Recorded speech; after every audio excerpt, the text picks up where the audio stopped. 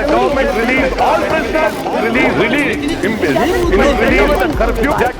संसद की कार्यवाही हंगामे के साथ शुरू हुई और हंगामे के बीच संसद के दोनों सदनों को 5 अगस्त सुबह 11 बजे तक के लिए स्थगित कर दिया गया। लेकिन ऐसा क्या हुआ कि मल्लिकार्जुन खड़गे राज्यसभा में चिल्लाने लगे? कार्यवाही के बीच किसे ईडी का समन मिला? डेरेक ओब्रायन ने फ्रीडम ऑफ स्पीच का जिक्र क्यों छेड़ दिया? कौन सा बिल हंगामे के बीच पास हो गया? लोकसभा में ओम बिरला ने किसे चेतावनी देकर कहा कार्यवाही करनी पड़ जाएगी? संसद की हर बात के साथ लौटा है आपका शो संसद में आज। पहले संसद की कुछ झलकियां देख लेते हैं। अरे you reply after you reply I will listen अरे I will reply don't listen Please.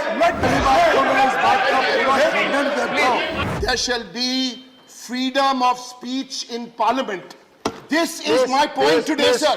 It is my right. अब बारी राज्यसभा की। कार्यवाही सुबह 11 बजे शुरू हुई। विपक्षी दलों के सदस्यों ने अपनी बात रखने के लिए वक्त देने की मांग की। इस पर सभापति एम वेंकैया नायडू ने कहा कि आपको प्रक्रिया पता है, पहले सदन के पटल पर पेपर्स रखे जाएंगे, इसके बाद ही मैं अनुमति दे सकता हूं। अब सभा के पटल पर पेपर्स रखे गए।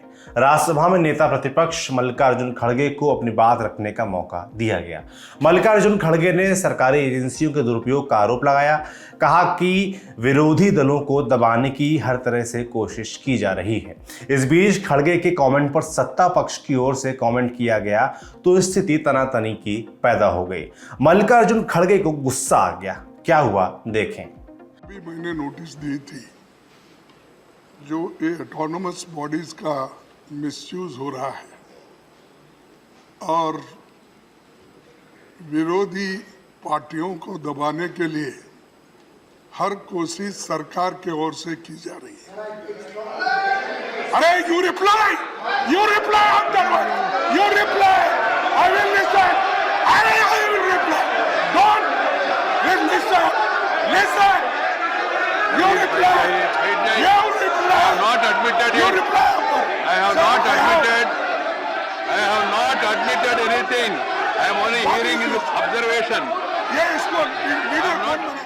विपक्षी दलों के सदस्यों और सत्ता पक्ष के लोगों के बीच सीधी तकरार और राज्यसभा की कार्यवाही को दोपहर 12 बजे तक के लिए स्थगित इसके बाद कर दिया गया।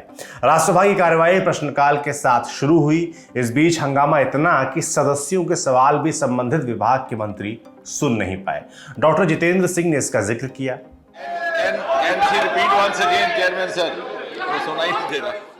राज्यसभा में भयंकर हंगामा होता रहा। विपक्षी दलों के सदस्यों ने मांग की कि उन्हें अपनी बात रखने दी जाए। इस पर पीठासीन वी विजयसाई रेड्डी ने नेता प्रतिपक्ष मल्लिकार्जुन खड़गे को सदन में अपनी बात करने का मौका दिया।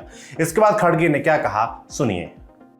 ये सदन चल रहा है और पार्लियामेंट में एक सदस्य हूं और leader of the opposition party, लेकिन मुझे इस वक्त पार्लियामेंट जब चल रहा है तो ईडी का समन आता है, आप जल्दी आइए।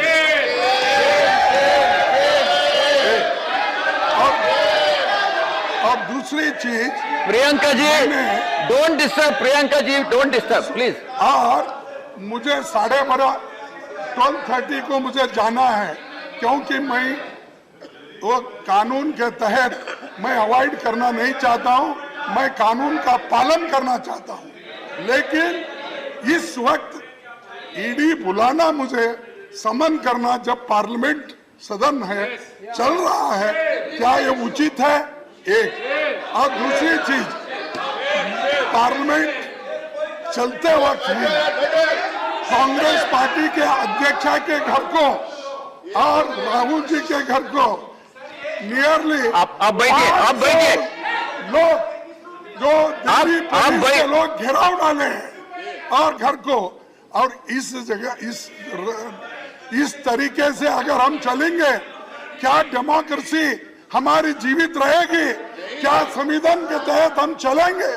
तो ये वो पर्पसली ये कर रहे हैं कि हमको डिमोरलाइज करने के लिए, हमको खत्म करने के लिए, डराने के लिए। हम डरेंगे नहीं, हम फाइट करेंगे और जीते रहेंगे। खड़गे ने आरोप लगाए तो केंद्रीय मंत्री पीयूष गोयल ने इनका जवाब दिया। सबसे पहली बात तो मैं इस बात का पूरा खंडन करता हूं कि इसमें सरकार किसी तरीके से सरकार कभी भी जो लॉ एनफोर्समेंट अथॉरिटीज है उसके काम में दखल अंदाज नहीं देती है। शायद इनके जमाने में जब इनकी सरकार चलती थी तो ये लोग इंटरफेयर करते होंगे। नेता सदन पीयूष गोयल ने कहा कि नेता प्रतिपक्ष मल्लिकार्जुन खड़गे जो आरोप लगा रहे हैं वो पूरी तरह से बेबुनियाद हैं। अगर किसी ने कुछ गलत काम किया है तो कानून व्यवस्था अपना काम करेगी। और इस पर्टिकुलर विषय में तो माननीय उच्च सदन में जो सुप्रीम कोर्ट है भारत का वहां तक ये विषय गया है और जो कांग्रेस की अध्यक्षा है जो कांग्रेस के नेता है वो आज जेल में अगर और कानूनी व्यवस्था उसके ऊपर कार्रवाई है वो कर रहा है तो मैं समझता हूं ऑपोजिशन में और कांग्रेस जो कानूनी व्यवस्था का पालन करना चाहिए बजाय के भागना चाहिए। सदन की कार्रवाई अच्छी तरीके से चले। हमारी सरकार लॉ एनफोर्समेंट अथॉरिटीज के काम में कभी दखल कांग्रेस सांसद जयराम रमेश सदन के वेल में पहुंचे। इसके बाद नारेबाजी तेज हो गई। पीठासीन वी विजयसाई रेड्डी ने कहा कि जो हो रहा है वो नियमों के विरुद्ध है। हालांकि हंगामा नहीं रुका। इसके बाद कार्रवाई को 2 बजे तक के लिए स्थगित कर दिया गया। राज्यसभा की कार्यवाही फिर से शुरू होने के साथ केंद्रीय मंत्री किरण रिजिजू ने कुटुंब न्यायालय सुधार बिल 2022 सदन में चर्चा के लिए रखा। इस पर सभी दलों के सांसदों ने अपनी अपनी प्रतिक्रिया दी। अब जरा ये भी समझ लेते हैं कि पारिवारिक न्यायालय सुधार बिल 2022 क्या है। दरअसल हमारे देश में कई प्रकार के कोर्ट हैं, उन्हीं में से एक है कुटुंब न्यायालय। इसे पारिवारिक न्यायालय या आम बोलचाल की भाषा में फैमिली कोर्ट कहते हैं। फैमिली कोर्ट मतलब परिवार से जुड़े मसलों का निपटारा होता है। यहाँ पर इतना आपको आसानी से समझ आ गया होगा। अब आगे बढ़ते हैं। साल 1984 में भारत सरकार कुटुंब न्यायालय अधिनियम लाई। इसके जरिए पारिवारिक विवाद निपटाने के लिए अलग कोर्ट बनाया गया। कोशिश थी कि इससे इन मामलों में जल्दी न्याय हो सकेगा। अब बात हाल की। लोकसभा से फैमिली कोर्ट अमेंडमेंट बिल 2022 पास हो चुका है। अप्रैल 2022 की सिचुएशन के मुताबिक पारिवारिक न्यायालय अधिनियम 1984 के तहत 26 राज्यों और केंद्र शासित प्रदेशों में 715 फैमिली कोर्ट की स्थापना की गई और ये काम कर रही हैं। इनमें से हिमाचल प्रदेश में 3 फैमिली कोर्ट और नागालैंड में 2 फैमिली कोर्ट हैं।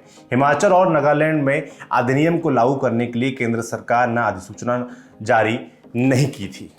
इसके बाद हिमाचल प्रदेश में फैमिली कोर्ट के अधिकार क्षेत्र की कमी के मुद्दे को हिमाचल प्रदेश हाईकोर्ट के सामने चुनौती दी गई। कहा गया कि केंद्र सरकार ने हिमाचल प्रदेश में परिवार न्यायालयों के अधिकार क्षेत्र का विस्तार करने के लिए कोई अधिसूचना नहीं जारी की है। ऐसे में न्यायालय अधिकार क्षेत्र के बिना ही काम कर रहे हैं। इस अधिनियम के तहत किया गया कोई भी कार्य या कोई भी एक्शन शून्य प्रतीत होता है। नागालैंड में भी फैमिली कोर्ट का संचालन वर्ष 2008 से बिना किसी कानूनी अधिकार के किया जा रहा है। ऐसे में राज्य सरकार के साथ फैमिली कोर्ट की कार्यवाही को विधिमान्य करना जरूरी है। इस वजह से अधिनियम में संशोधन का प्रस्ताव किया गया। इसके जरिए इन दोनों राज्यों में फैमिली कोर्ट के अधीन की गई सभी कार्यवाही पूर्व प्रभाव से विधि मान्य हो सकेंगे। अब लौटते हैं राज्यसभा की कार्रवाई पर। तृणमूल कांग्रेस के नेता डेरेक ओब्रायन ने कहा कि पॉइंट ऑफ ऑर्डर के जरिए सदन में खलल डालने की कोई मंशा नहीं है। इसी बीच नियमों का हवाला देते हुए डेरेक ने संसद में फ्रीडम ऑफ स्पीच का जिक्र किया। उन्होंने कहा यह मेरा अधिकार है। इस पर उपसभापति ने कहा कि मैं पहले ही इस पर रूलिंग दे चुका हूं। इस हंगामे के बाद राज्यसभा में कुटुंब न्यायालय संशोधन बिल 2022 पर सदस्यों ने विचार रखे। हंगामा चलता रहा, विचार रखे जाते रहे और हंगामे के बीच कुटुंब न्यायालय संशोधन विधेयक 2022 राज्यसभा से भी पास हो गया। अब चलते हैं लोकसभा। सुबह 11 बजे लोकसभा की कार्रवाई और हंगामा दोनों शुरू हुआ। ईडी का जिक्र किया गया। इस बीच लोकसभा अध्यक्ष ओम बिरला ने हंगामा कर रहे विपक्षी दलों के सदस्यों से कहा, अगर आप सीट पर जाएंगे तो 12 बजे के बाद आपको अपनी बात कहने का मौका मिलेगा। अगर सीट पर नहीं गए तो मौका नहीं दिया जाएगा।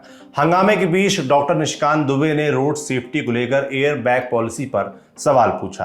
अध्यक्ष महोदय, प्रत्येक साल रोड एक्सीडेंट से 1.5 लाख मौतें इस देश में होती हैं और सरकार ने यह फैसला किया है कि प्रत्येक कार में कम से कम 6 एयर बैग जो है वो लगे होने चाहिए, जिससे कि एक्सीडेंट के बाद हम उनकी जान बचा पाएं।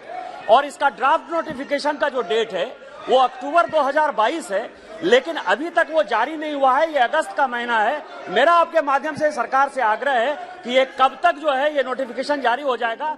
इस बीच विपक्षी दलों के सदस्य वेल में पहुंचकर हंगामा करने लगे। इस पर लोकसभा अध्यक्ष ने कहा, वेल में आकर अगर आप आसन से बात करेंगे तो मुझे कार्रवाई करनी पड़ेगी। माननीय सदस्य ऑनरेबल मेंबर, बेल में खड़े होकर आसन से बात करोगे तो मुझे कार्रवाई करनी पड़ेगी। आप अपना काम करिए, बेल खड़ो आसन वाले। वहीं केंद्रीय मंत्री नितिन गडकरी ने डॉक्टर निशिकांत दुबे के सवाल का जवाब दिया। ये बात बिल्कुल आवश्यक है कि विशेष रूप से 5 लाख एक्सीडेंट होते हैं और 1.5 लाख मौतें होती है, और सम्माननीय सदस्य ने जो कहा है, अभी फिलहाल 2 एयरबैग ऑलरेडी कंपलसरी है। पीछे बैठने वाले लोगों को एयरबैग नहीं है, और इसलिए हमारे डिपार्टमेंट ने सोचा है कि एयरबैग की कीमत केवल 800 रुपये आती है, और हम ये कोशिश कर रहे हैं कि पीछे भी जितने लोग होंगे उतनी एयरबैग होगी और लोगों की जान बचाएंगे। इसके बारे में ये प्रस्ताव विचाराधीन है। जल्दी ही सरकार इसके ऊपर कार्रवाई करने का प्रयास करेगी। प्रश्नकाल के बीच विपक्ष जोरदार ढंग से नारेबाजी करता रहा। तकरीबन 33 मिनट की कार्यवाही के बाद लोकसभा की कार्यवाही को दोपहर 2 बजे तक के लिए स्थगित कर दिया गया। लोकसभा की कार्यवाही जब फिर से शुरू हुई तो हंगामा नहीं रुका। कार्यवाही को शुक्रवार 5 अगस्त सुबह 11 बजे तक के लिए इसके बाद स्थगित कर दिया गया, यानी कि संसद ठप। अब कल फिर होगी। कल जो पता चलेगा, कल जो बहस होगी, कल जो मुद्दे उठेंगे या नहीं उठेंगे, सभी जानकारियों के साथ हम आपके सामने फिर से हाजिर होंगे। देखते रहिए दी लल्लन टॉप। शुक्रिया।